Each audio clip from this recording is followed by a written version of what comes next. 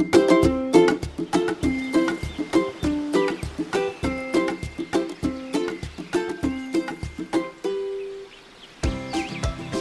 and thanks for joining Sapelo Nerds, a coastal science podcast. I'm your host, Corinne. And I'm your host, Brittany.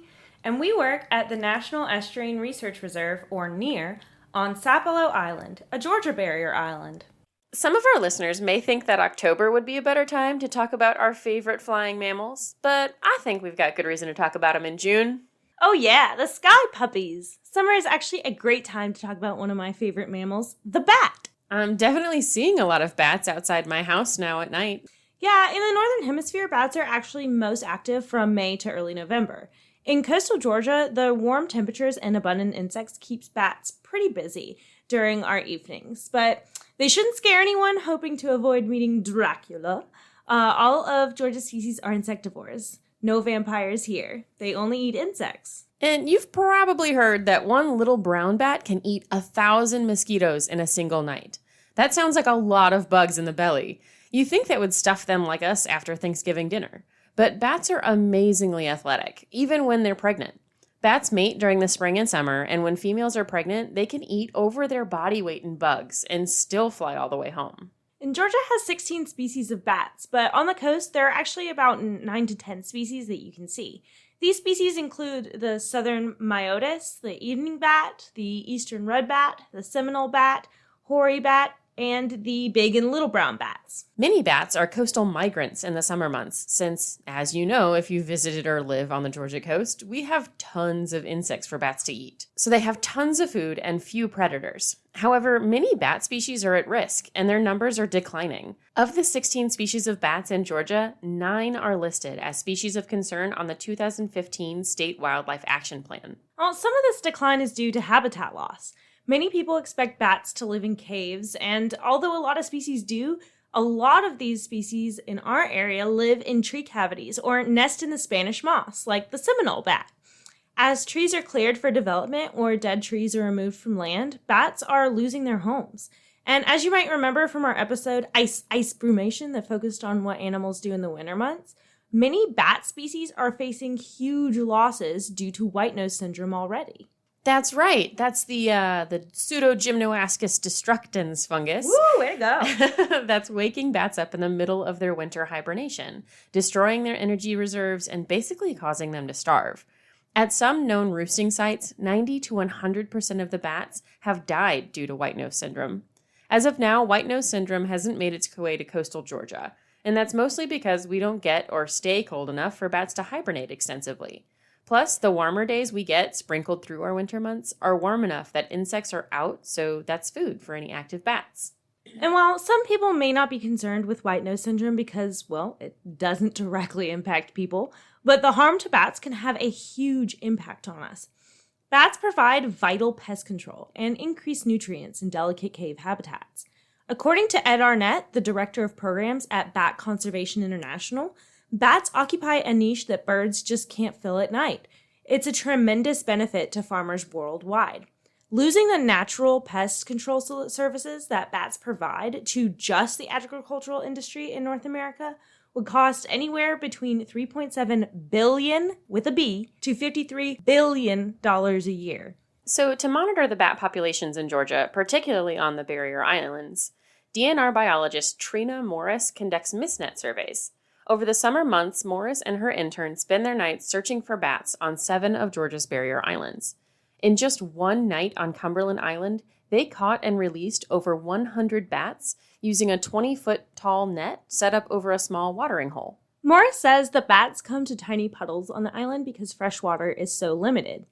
Morris says the bats come to tiny puddles on the island because fresh water is so limited there. This effort recorded 5 species of bats, including the tricolored big brown and northern yellow bat, which are high-priority species on the State Wildlife Action Plan. Now, this is Georgia DNR's document that guides efforts to conserve biology across the state.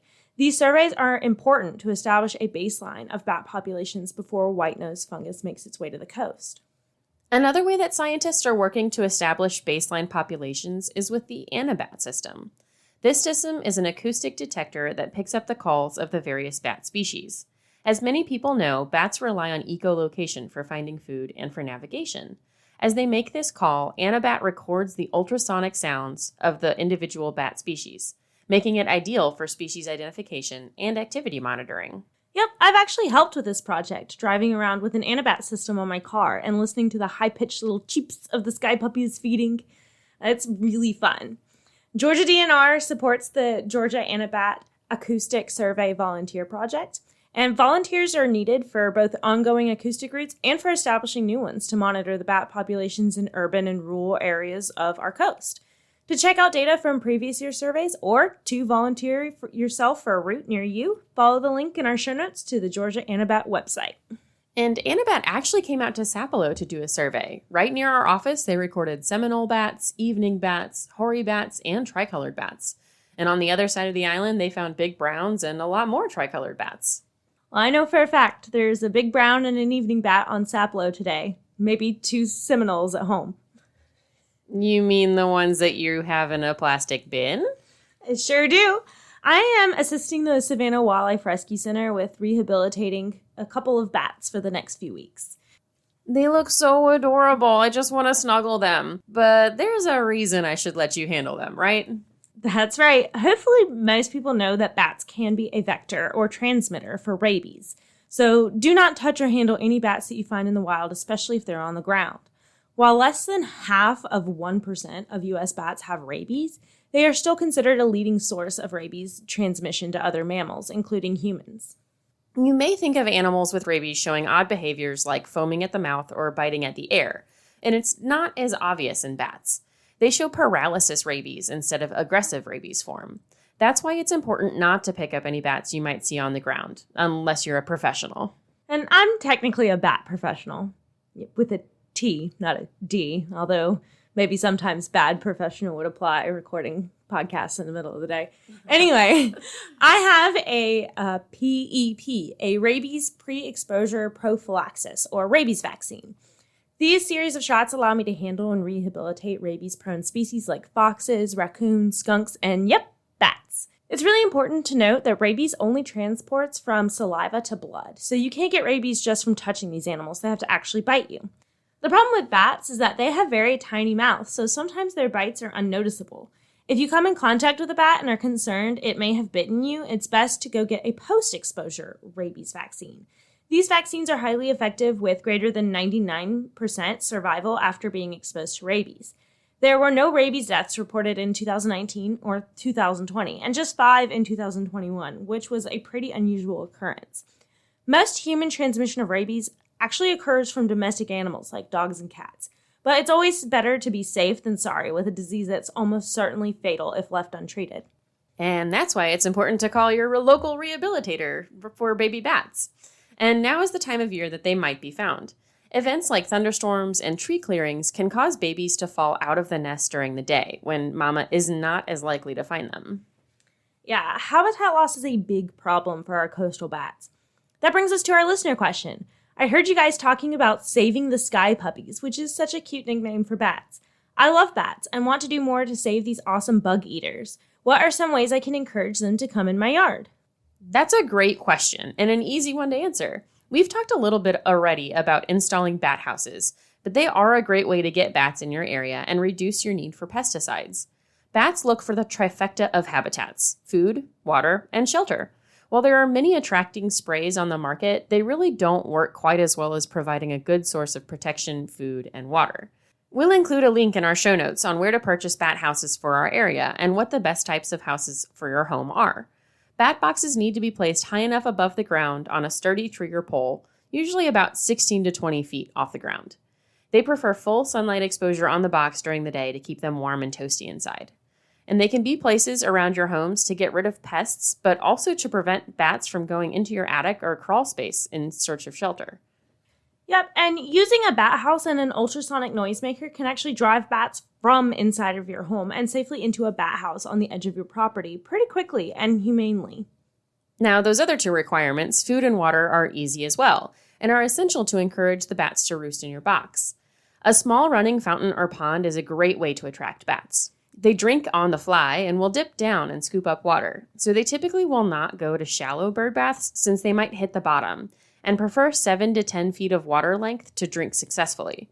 A water trough works well as long as there is a small ramp to allow bats and other animals exit in case of falling in. And for food, well, in coastal Georgia, that's pretty easy. During dusk, we have plenty of annoying biting bugs for these guys to nibble. Sure, but you can help increase that by planting a bat garden. Corinne, they don't eat plants. We just established that. I know that. Not for the bats to eat. Pollinator plants like purple coneflower, goldenrod, and night fragrant plants like yucca or sage help attract some variety of pest moths like the cabbage moth that the bats then eat. These plants have the added benefit of also feeding daytime pollinators like birds and bees. But don't worry, bats won't eat the bees since they only come out during the daytime to collect the pollen. Oh, yeah, well, that makes a lot more sense. Another way to help is also in reducing your light pollution. Having community streetlights on timers, turning off porch lights, and limiting inside light at night helps not only the bats, but also migrating birds. Previous studies suggested that streetlights were beneficial to bats since they were attracting bugs to a central location for them to eat. However, recent studies conducted by Bat Conservation International showed that most lights only benefit fast-flying species, and most of the bats around our area are impacted negatively due to the timing of lighting. Bats use lighting cues to determine when to begin foraging at night. And with excess nighttime lighting in cities and most suburban areas, bats become disoriented and confused by night pollution, and lighting during the night fragments these networks of established routes that many bats utilize for feeding. And while you might think the bats can just fly around the lights, the problem is these longer routes to avoid lights to get to foraging habitat can increase their energy demand and stress, making them more susceptible to diseases like white nose syndrome. So, Corinne, you know that bats enjoy a lot of different activities at night, right? Sure, yeah. What's your point? But did you know that their most prominent activity is aerobatics? Well, you know why most softball games are played at night, right? Why? Because the bats have to sleep during the day. Got me. For more information about any of the topics we covered today, or to submit your question that may be featured in our upcoming episodes, please email us at signer.socials@gmail.com. That's SINERR.socials@gmail.com. Thank you for listening to Sapelo Nerds, a coastal science podcast brought to you by the Sapelo Island National Estuarine Research Reserve. Please check back for more episodes released on the 1st and the 15th of each month. And that's the Sapelo Sound.